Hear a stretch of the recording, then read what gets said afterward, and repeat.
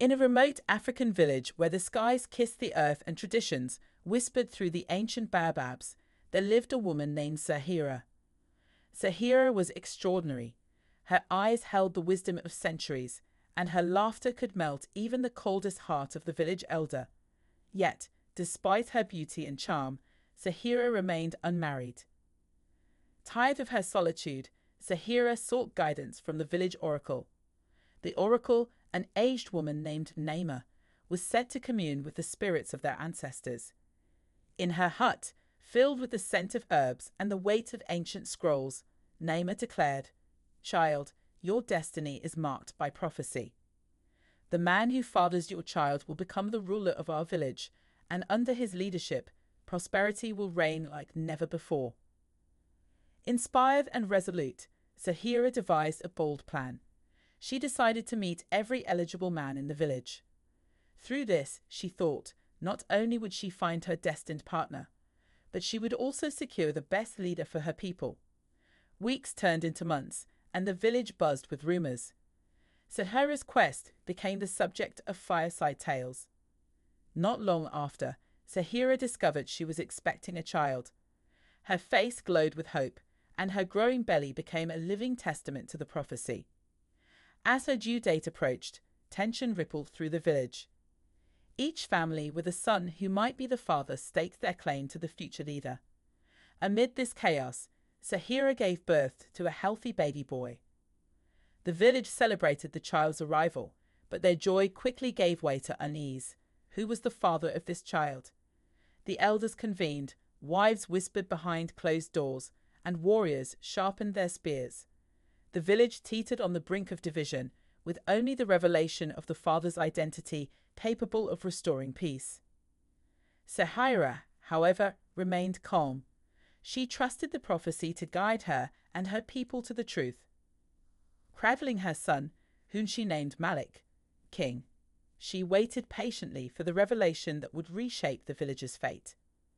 A week after Malik's birth, the council of elders gathered beneath the oldest baobab tree, its massive branches seeming to bend under the weight of the decision to come. "In times of harmony and discord alike, our ancestors have shown us the way," said Obi, the eldest of the elders, his voice trembling like autumn leaves in the wind. It was then that Naima stepped forward. Her eyes glimmered with an almost supernatural fire as she addressed the assembly. "I have spoken with the ancestors," she began, her voice a hypnotic melody that silenced even the cicadas. "They have offered a trial to reveal not just the father of young Malik, but the future leader of our people." A ripple of murmurs swept through the crowd. Even the seasoned elders were taken aback. "The trial," Naima continued, "will require each contender to ascend the sacred mountain. At its peak lies the moonstone, imbued with ancestral wisdom. The man who returns with it will be revealed as both Malik's true father and the destined ruler of our village." Gasps filled the air. The sacred mountain was infamous for its dangers, wild beasts, treacherous paths, and the grueling climb. Yet the village's future now hinged on the courage of those who dare to face it. At dawn, despite the spiritual and physical challenges that awaited, the council had no alternative. After a moment of heavy silence, Obi declared, "It is decided. Each contender will set out at dawn, 3 days from now. May the ancestors guide us." As the council dispersed, the village square buzzed with emotion, excitement, fear, hope, all woven into a complex tapestry of life. Zahira, holding Malik close, felt a wave of calm wash over her. The ancestors had set the path, and now the men must prove their worth. But even she could not foresee the twists that lay ahead. The journey to the sacred mountain promised revelations that would forever change the village and its people. At dawn, 3 days later, the village fell silent in anticipation. The air was thick with the scent of burning sage, and smoke from incense curled skyward, carrying prayers to the ancestors. 6 men gathered in the square, each representing his family, each asserting his claim as Malik's father.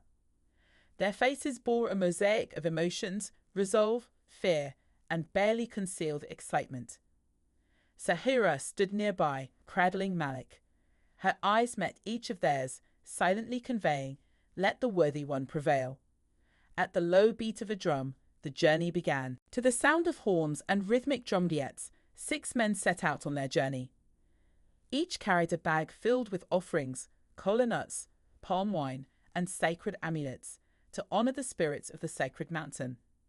Their path was fraught with trials both physical and spiritual.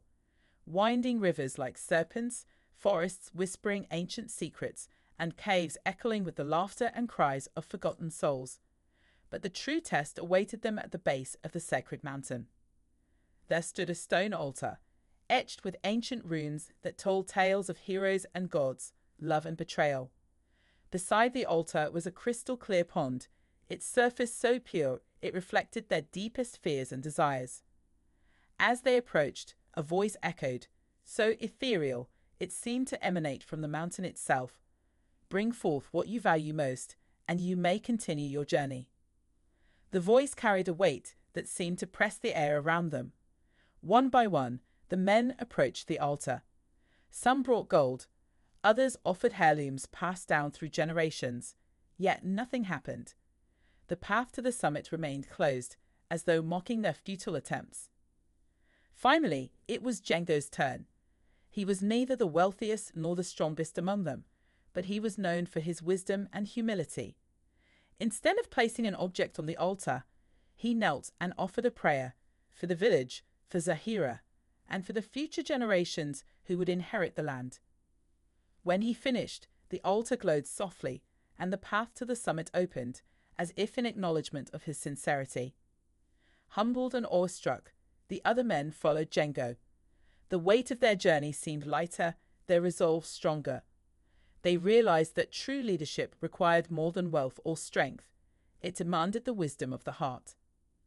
The climb up the sacred mountain was unlike any other. Each step felt like a dance between the earthly and the divine, where physical effort intertwined with spiritual enlightenment. Their breaths grew heavier, but their senses sharpened. Every rock, every gust of wind seemed imbued with ancestral wisdom. At last, they reached the summit. The night sky stretched above them, so close it felt within reach. The stars shimmered like silent witnesses to this pivotal moment in the village's history. There, at the peak, lay the moonstone, glowing softly in the lunar light, pulsing in rhythm with the mountain's heartbeat. Django was the first to approach. His hands trembled as he touched the cool surface of the stone.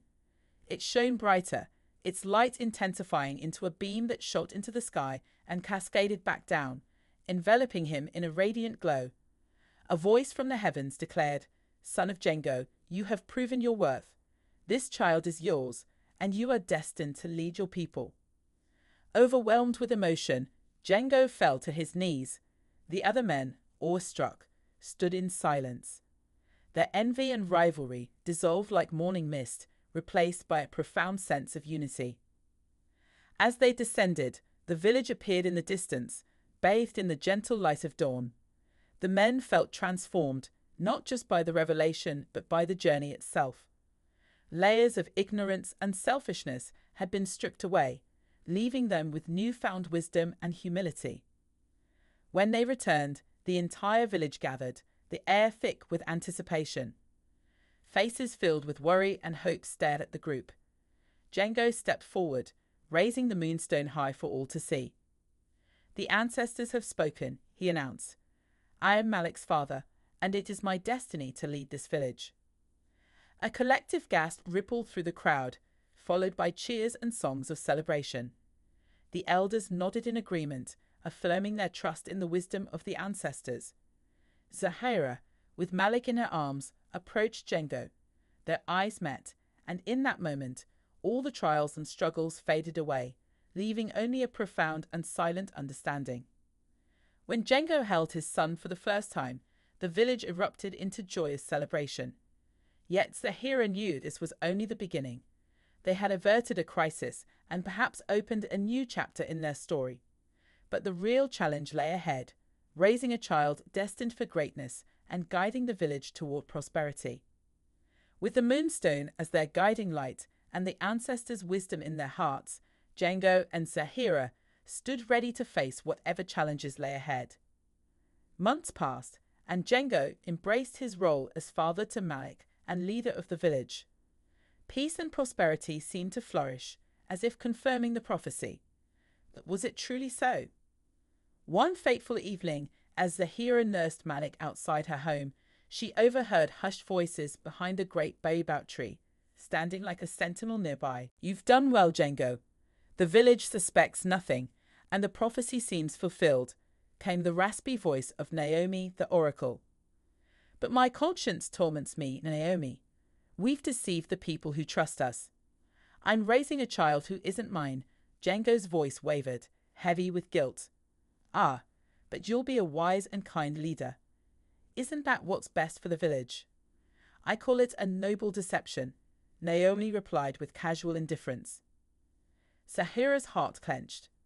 Betrayal, like a creeping serpent, had slithered into her garden of trust. Watching young, unsuspecting Malik, she resolved firmly. The villagers deserved the truth, especially when it came to the future of their leader. Her son needed to know his true origins, but how could she reveal the conspiracy without plunging the village into chaos? Zahira understood that she must act cautiously. The moonstone, the very symbol of Django's legitimacy, suddenly appeared to her as the key, a key that could unlock the truth about Malik's real father.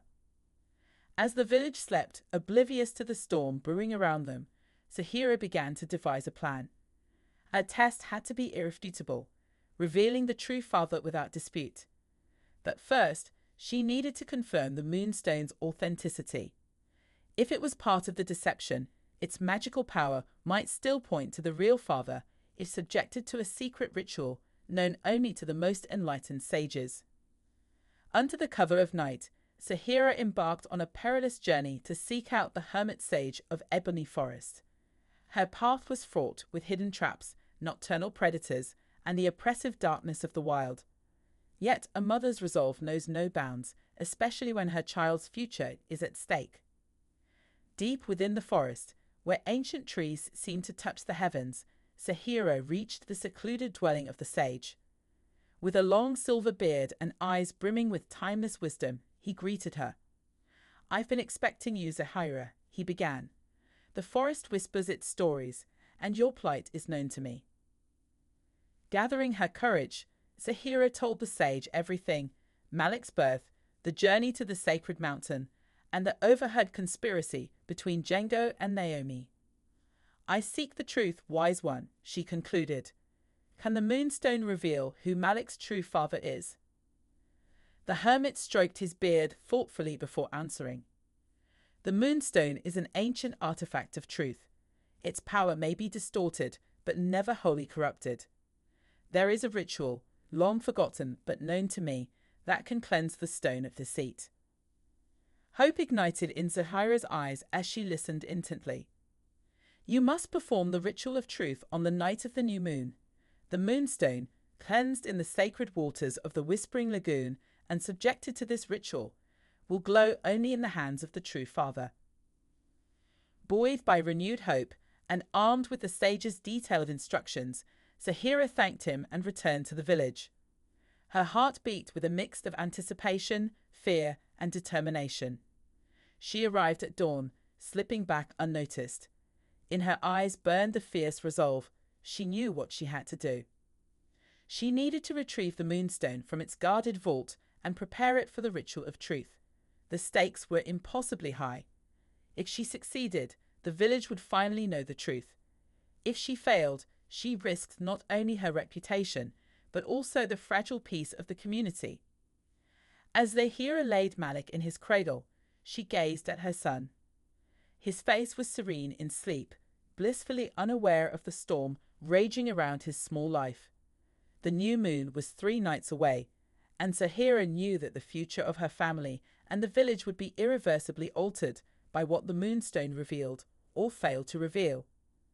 When the night of the new moon arrived, with Malik peacefully asleep and Django away at a council meeting, Zahira seized her chance. She unearthed the moonstone and set off for the Whispering Lagoon, where her trial awaited. The lagoon was a hidden gem said to be imbued with magical energies capable of uncovering truths. Under the shroud of night, her heart pounding in rhythm with her hurried steps, Zahira reached the lagoon. She knelt by the still waters and began the ritual of truth. Immersing the moonstone, she chanted the ancient incantation entrusted to her by the sage. As the final words left her lips, the moonstone began to glow, a soft, silvery light that momentarily illuminated the dark waters. Zahira felt a surge of energy ripple through her, as though the spirits of the lake had granted their blessing. The moonstone, now cleansed and awakened, pulsed softly in her hands. Clutching it tightly, Zahira turned back toward the village, her mind awash with anticipation and fear. That evening, the village gathered for the annual Ancestors Festival, a time of joy and unity. But for Zahira, it was an evening of reckoning. Amid the songs and rhythmic dances, she knew the truth would either vindicate her or shatter the fragile trust she had fought to preserve. As the villagers assembled around the ceremonial fire, Zahira raised the moonstone for all to see. "This sacred stone has been re-blessed by the spirits," she announced, her voice steady despite the turmoil in her heart.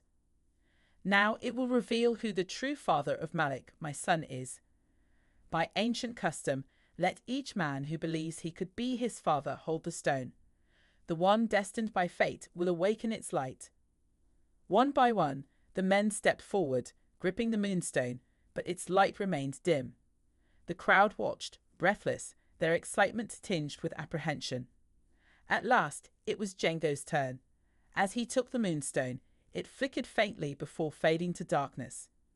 A murmur swept through the gathered villagers, quickly escalating into astonished whispers.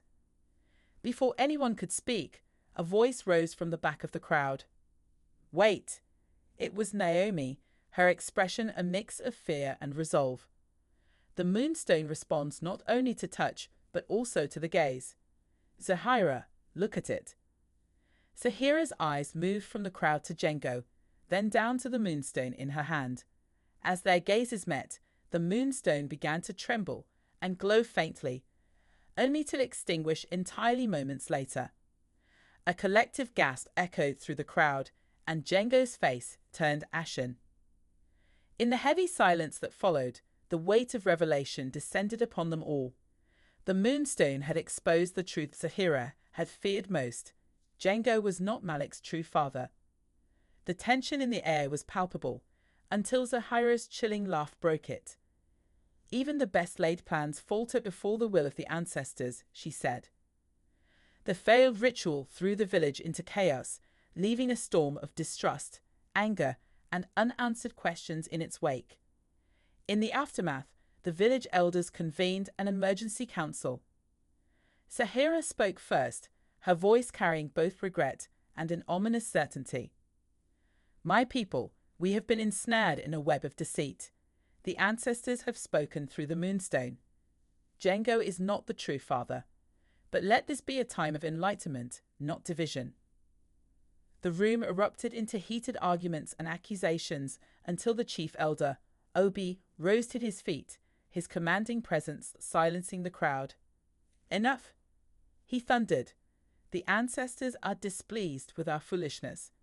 We must seek the truth without tearing ourselves apart." Turning to Zahira, he added, "You have called upon the spirits and uncovered a troubling truth. What will you do next?" Zahira stood tall, her voice resolute. "I propose another ritual, one that cannot be tampered with. At the river of ancestors, let each man take an oath before its divine waters. The river, as our witness, will reveal the truth." The council agreed, and the ritual was set for dawn. That night, the village lay sleepless, their dreams haunted by whispers of scandal and change. At sunrise, the villagers gathered by the sacred river, its shimmering waters a symbol of the ancestors' blessing. One by one, the men stepped forward, immersing their hands in the water and swearing their oaths. The river remained still, unresponsive, until it was Django's turn. Django stepped forward, his eyes locking with Zahira's. In that fleeting moment, she thought she saw a glimmer of remorse, or perhaps a silent plea for forgiveness. He dipped his hand into the water, solemnly reciting his vow. The waters stirred ominously around his hand, but gave no divine sign. The tension reached its breaking point as a cry rang out from the back of the crowd. All eyes turned to Madhu, a quiet, reserved man. His trembling hand turned the water a brilliant golden hue, a sign of undeniable truth. Madhu, son of Malik, declared Elder Obi, his voice firm and unwavering. The river has spoken. You are Malik's true father. The crowd gasped in unison. Madhu, known for his humility and aversion to the spotlight, hesitated before stepping forward. His gaze met Zahira's, and in his eyes she saw a sincerity and strength she hadn't realized she needed. The revelation shook the village to its core. As Madhu approached Zahira and Malik, Elder Obi raised his hand to quiet the crowd. The river of ancestors has spoken. Madhu is the true father, and we must honor this divine truth. Turning to Django and Naomi, he declared sternly, "Those who deceived us will face the elders' judgment for their actions." Madhu stood beside Zahira and Malik, his voice calm yet resolute. "As Malik's father, I vow to fulfill my duties with honor." The villagers dispersed, their hearts heavy with a mix of relief and lingering questions. That evening, the council reconvened to determine the fate of Django and Naomi. After much deliberation, they announced their verdict. Django would be stripped of his title and privileges and tasked with community labor as penance. Naomi, removed from her position as oracle, would be replaced by a new seer chosen through divine guidance. For Zahira, these events marked the beginning of a new chapter, a life grounded in honesty, respect, and the love she had long sought. In the days that followed, Malik's prophecy of greatness began to unfold. The village experienced an unexpected renewal, bountiful harvests, peaceful resolutions to disputes, and a newfound sense of unity. Even Django, once blinded by pride but humbled by public disgrace, found redemption through sincere repentance and service to the community. Naomi, no longer the oracle, retreated into a life of quiet reflection, her once manipulative wisdom transformed into a source of inner peace. From the upheaval that rocked the village of Jericho to its core, a brighter dawn emerged, wiser, stronger, and filled with hope. Challenges would undoubtedly come, but the village now stood fortified by the unyielding pillars of truth and unity. Zahira, Madhu, and Malik stood on the threshold of a new beginning. Their bond, forged in trials, was now rooted in the enduring truth that only honesty could heal and pave the way for a brighter future. This tale reminds us that the path to truth may be arduous and winding, but it is always worth walking, for truth sets us free.